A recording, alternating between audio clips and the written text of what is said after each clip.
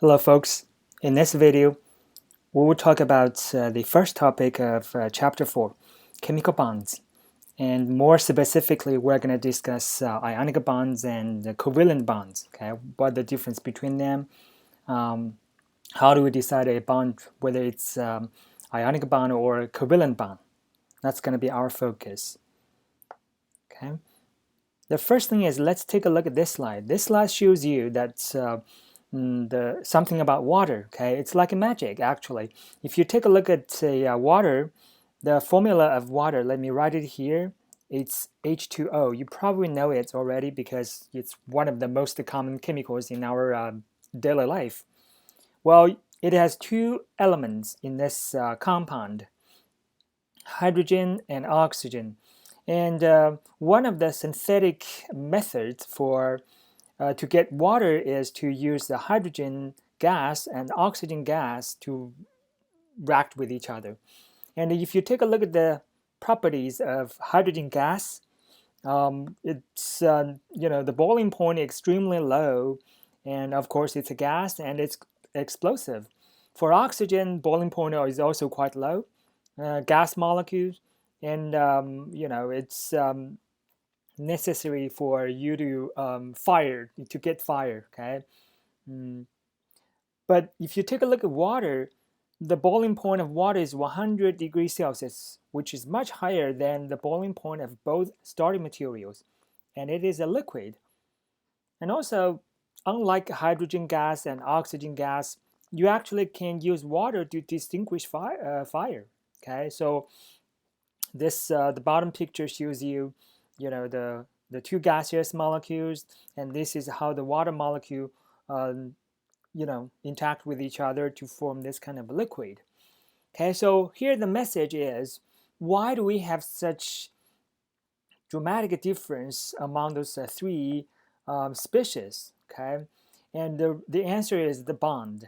Okay, because of the chemical bond, when you hold the hydrogen atom and the oxygen atom together to form a molecule, and those molecules interact with each other to form this liquid, and that is the reason why water is so different from the two starting materials. Okay, so all right, now let's take a look at ionic bonds. Okay, what is ionic bond? Well, this picture shows you one example. Okay, well, if you have sodium here and chlorine here, and we know from chapter 3, okay, um, the valency electron for sodium is 3s1, okay, and the valence electron for chlorine is 3s2 3p5, if you remember that. Okay, so because of the different electronic configurations, those two elements show the different properties. Well, the scientists noticed that if you let sodium and chlorine atoms interact with each other, sodium will lose one electron to chlorine. In other words, well, one of the electrons from sodium will be transferred to the chlorine atom. Okay, when sodium loses one electron, it forms sodium cation, an A plus. When chlorine atom accept one electron, it forms anion, Cl minus. Okay, after the sodium lose one electron, of course, sodium cation would have 10 electrons.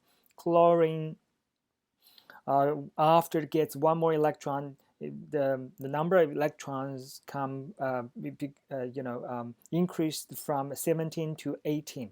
Okay, and then because this is a positively charged and this is negatively charged, between those two ions, electrostatic interaction will make them attract to each other to form ionic bond.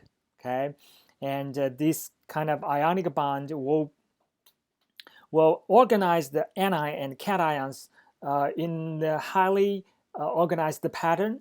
Okay, as you notice that this is these purple atoms, they are sodium cations.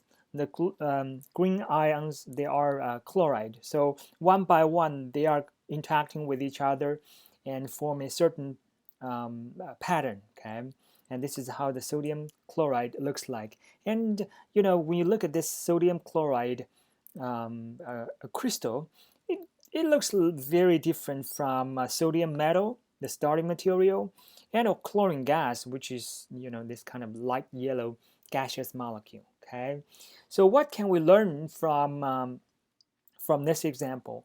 Well, here let me write some basic properties of ionic bond. Well, for ionic bonds, usually it will form between metal and non-metal. Okay, metal elements and non-metal elements. Okay, and also the formation of ionic bond involves electron transfer, usually from metal to non-metal.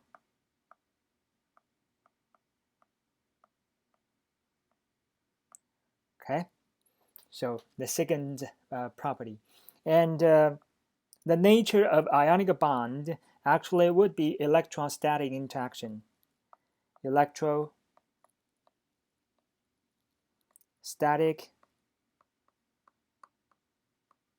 attraction.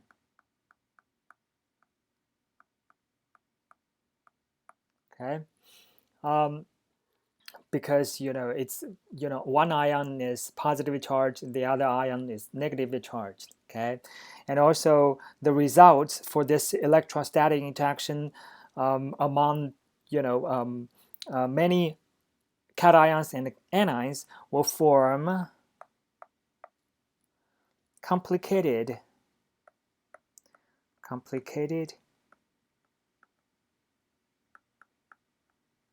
network.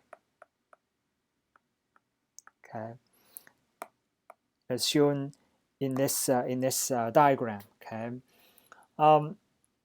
what are the examples of ionic bonds? Okay, sodium chloride apparently is one of the examples. Let's see some more. Sodium sulfide, Na2S. Okay, Na, sodium, again metal, sulfur, S, non-metal. So when you let these two elements react with each other, it will form this compound. And between sodium cation and sulfide, S2 minus, ionic bond, electrostatic interaction. Another example is KF. Okay, well, K, potassium, F, fluorine. Again, when you let those two elements react with each other, potassium will lose one electron. Fluorine will get one electron. So potassium cation and fluoride anion, they will attract to each other to form this potassium fluoride. One more example, copper oxide. Okay, copper, metal, oxygen, non-metal. So cation, anion attract to each other to form ionic bond. Okay, so these are the basic features of ionic bond. Let's take a look at this periodic table. This periodic table actually is from chapter 3. It tells you, or it shows you how we identify metals and non-metals from a periodic table. In this table, let's take a look at the metals. Okay, metals, those boxes or these elements highlighted by yellow color, how to say? Okay, they are metals. Okay, as you notice that the typical examples include the group 1 and group 2 elements. Okay, for group 1 elements, except hydrogen, all the other elements they are metals. Group 2 elements, all of them are metals. Okay, and these are transition metals, and these are the nathanide or actinides. Okay, metals. And here on your right side, those boxes, elements highlighted by green color, they are nonmetals like a carbon, nitrogen, oxygen, and fluorine. Okay, these are typical nonmetals. Between nonmetals and metals, there are some elements highlighted by this purple color. Okay, these are called metalloids. What does that mean? Metalloid means that sometimes those elements show the metal properties. Okay, for instance, they can lose the electrons, but sometimes they show non-metal properties. For instance, in some chemical reactions, these elements can get electrons instead of losing electrons. Okay, what I expect to hear from you is if I give you, some of the typical metal elements, I need you to know they are metals like, potassium and sodium, calcium, magnesium. Okay, so I want you to be familiar with that. And then when I give you some typical non-metal elements, I need you to know they are non-metals like nitrogen, oxygen, fluorine, chlorine, sulfur, phosphorus, bromine, iodine. These are non-metals. Okay, so I need you to know it. Okay, so when I give you a formula like, for instance, iron oxide, okay, so you will see, okay, iron is a metal, oxygen non-metal, so between iron and oxygen, it's ionic bond. Okay, so that's the metal and non-metals. Now let's take a look at the covalent bond. How do we determine whether a bond is covalent bond? Well, previously when we discussed ionic bond, we said, okay, well, for ionic bond, one element will lose the electron, the other element will get electron. Okay, so you have cations and anions. Okay, and the electrostatic interaction will bind the cation and anions together to form ionic bond. But in covalent bond, it's gonna be different. There is no electron transfer process involved in the formation of covalent bond. Okay, then how do you form a covalent bond? Well, when two atoms share electrons, then they will form a covalent bond. Okay, so electron sharing is the key feature or the nature of a covalent bond. Let's take a look at this structure. For water, we know water has one oxygen here and two hydrogens on two sides. And if you take a look at the loose structure of water molecule, and by the way, we will discuss the loose structures of common chemical compounds later on in chapter 5 and 6. So here, even if you don't know how we got this structure, don't worry. Okay, we'll discuss them later. But the message here is how we identify the electron sharing by oxygen and hydrogen. Well, if you take a look at these two electrons are shared by hydrogen and oxygen. Okay, in other words, these two electrons belong to both hydrogen and oxygen. Or another explanation is those two electrons will move around both hydrogen and oxygen. Okay. Well, in the previous example, when we see that sodium cation, sodium chloride, sodium donate one electron to chlorine to form a sodium cation, and this one gives you chloride. Okay. After the electron transferring process, this electron belongs to chloride only. Okay. But here, those two electrons does not this electron pair does not belong to either hydrogen or oxygen. Hydrogen and oxygen will share this pair of electron. Okay, so that's what it means. When you have two atoms share one pair of electrons, it will form a single bond. Okay, single covalent bond. If you have one atom and if you have two atoms sharing 4 electrons, then they will form a double covalent bond, or sometimes called a double bond. Okay, but again, we will talk about those single bond, double bond, and triple bond later on when we discuss loose structure. Okay, now another example about covalent bond is the hydrochloric acid. Well, you have hydrogen, okay, and the chloride. Again, hydrogen and chloride will form a covalent bond. In other words, the two electrons between the hydrogen and the chlorine will be shared by the two atoms. Okay. Well, This picture also shows you some very important property of hydrochloric acid, which is the polarity of this molecule.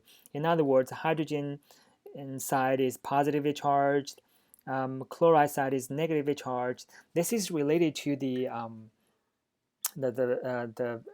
property of a covalent bond, and that's not going to be our focus in this chapter. Okay, we'll talk about the polarity of covalent bond and covalent compounds later on in chapter 5 and chapter 6. So, but anyway, what's the message on this slide? Well, let me write that down. The message is about the features of a covalent bond. Covalent bond will form between nonmetals.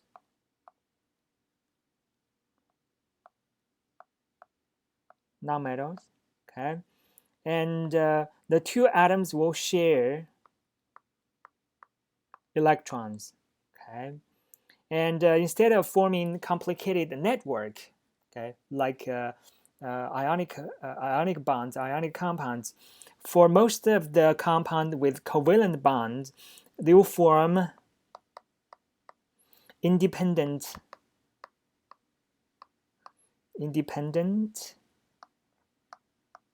molecule.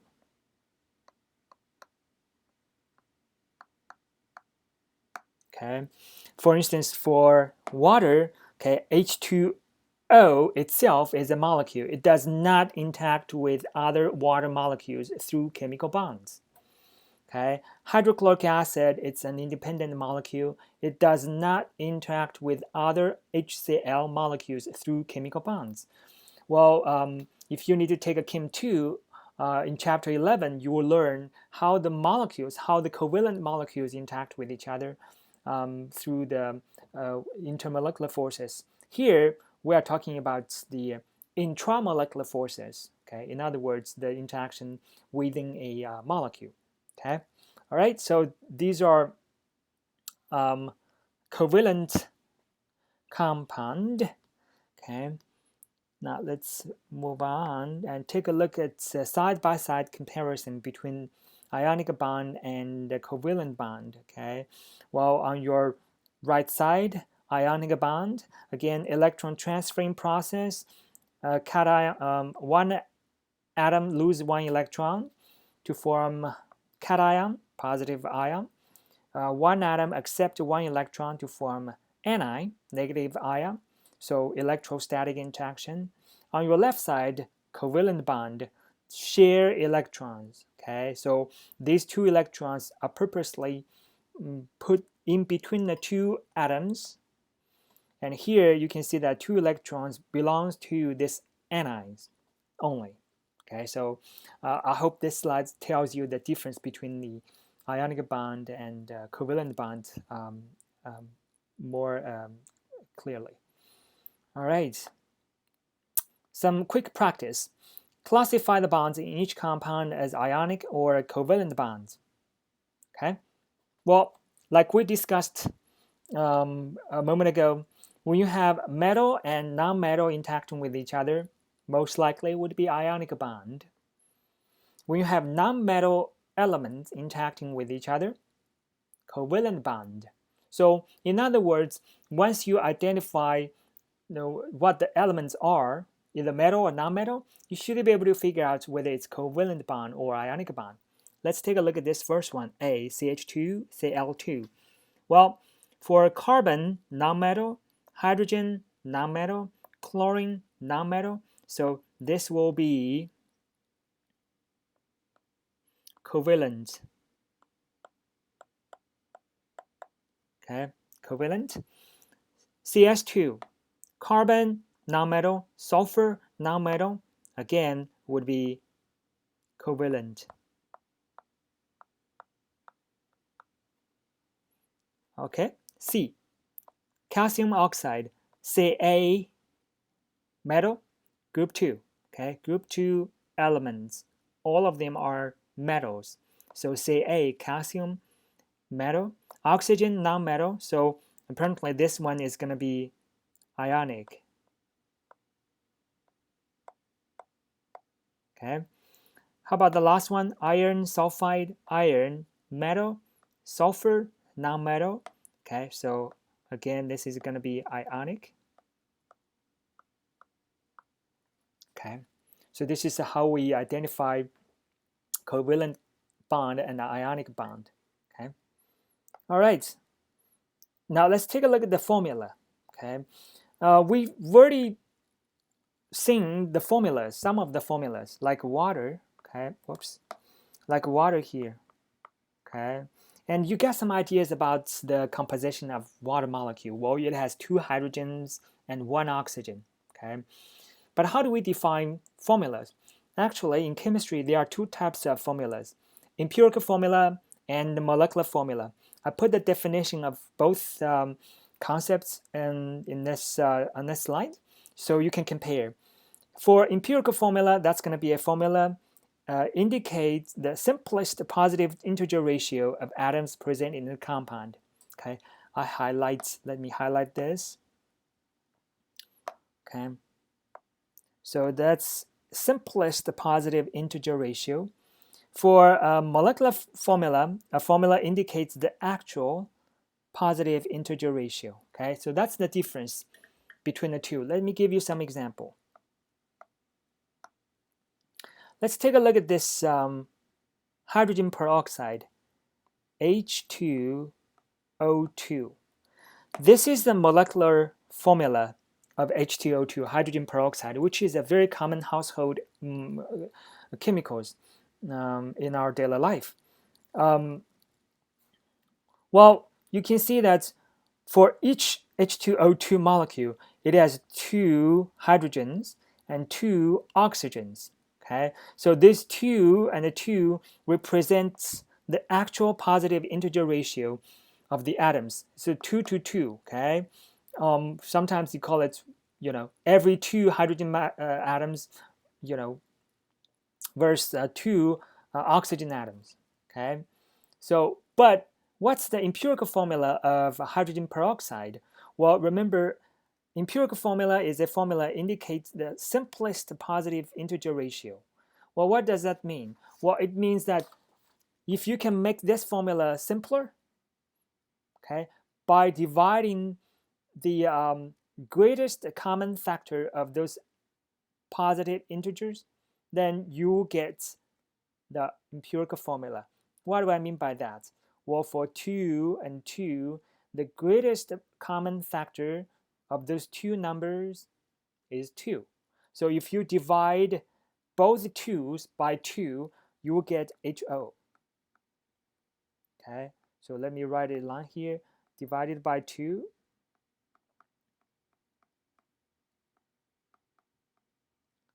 Okay, you got your empirical formula. All right, another example is let me write on this side. Okay, so C4H8. Okay, this is an organic molecule, but in this molecule, the ratio between the carbon and hydrogen is 4 carbon atoms versus 8 hydrogen atoms. Well, if you take a look at the 2 numbers, 4 and 8, well, you will realize that the greatest common factor between the 2 numbers would be 4. Okay, so when you divide those 2 numbers by 4, you get CH2 as the empirical formula of this C4H8 molecule. Okay, so that's the difference between the empirical formula and the molecular formula. More example about empirical formula here. Okay, B2H6. Okay, 2 boron versus 6 hydrogens. The greatest common factor between the 2 and 6 would be 2. Both of them can be divided by 2 to get another integer. Okay, so that's what the common factor means. Well, if you divide both of them by 2, then you will get BH3. Okay, so this is the empirical formula. This is the actual formula or molecular formula for B2H6. Okay. Well, sometimes, okay, for some of the compounds, molecular formula is empirical formula. What do I mean? Well, you can just take a look at the water. Well, water, 2 hydrogens versus 1 oxygen. You cannot find a simpler positive integer for this formula. Okay, 2 to 1 is the simplest positive integer ratio of the two atoms already. You cannot make it simpler. So for water, the molecular formula is the empirical formula. Another example is CCl4. Okay. Well, if you take a look at the number, it's 1 carbon versus 4 chlorine atoms. Okay, 1 to 4 ratio, and between 1 and 4, the greatest common factor is 1. Okay, so if you divide the both number by 1, you still get the CCl4. In other words, 1 and 4, these are the simplest positive integer ratio of CCl4. So the molecular formula of CCl4 is the empirical formula. All right, let's try these problems. First one, C5H12. Okay, 5 and 12, these are the actual positive integer ratio between the carbon and hydrogen. So the question is, can we make it simpler to get its empirical formula? Well, between 5 and 12, the greatest common factor is 1. Okay, so if you divide both numbers by 1, you still have C5H12. It won't change. In other words, for C5H12, the molecular formula is the empirical formula. Okay, this is for A. How about B? Mercury 2, chloride 2. This is an ionic bond. Okay, just a quick refresh.